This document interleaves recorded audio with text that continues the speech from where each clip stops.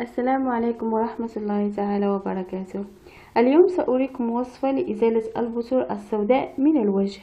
كل ما تحتاجون إليه وهو قطعة من الكلينكس ثم بيضة واحدة، سوف نحتاج فقط لأبيض بيضة وطبق لمزج البيضة.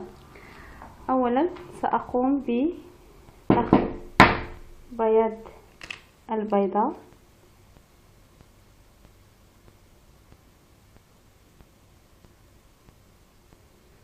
ثم بعد ذلك سنقوم بخفقه جيدا لمدة دقيقة أو دقيقتين.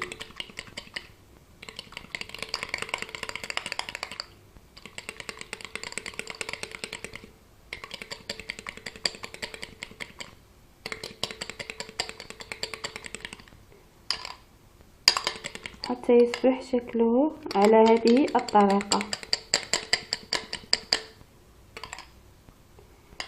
بعد ذلك نقوم بوضعه على الوجه. سأستعمل يدي كمثال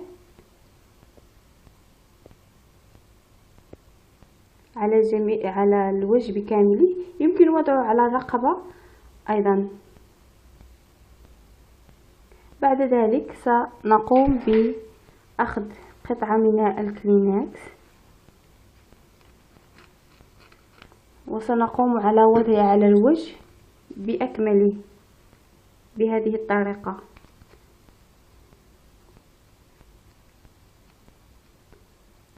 وسوف نتركه لمدة 10 دقائق حتى ينشف على الوجه. ثم بعد ذلك بعد 10 دقائق نقوم بإزالة الكلينكس من على الوجه بكامله على هذه الطريقة. ملحوظة: يجب عدم تقشير الوجه إذا كنت تستعملين هذه الوصفة. هذا الماسك أو هذه الوصفة هي مغذية وكما أنها مفيدة للبشرة. أتمنى أن تكون هذه الوصفة قد أعجبتكم. إذا عندكم أي استفسار اتركوا تعليق ولا تنسوا الاشتراك بالقناة لكي تدعموها. وإلى فيديو قادم بحول الله.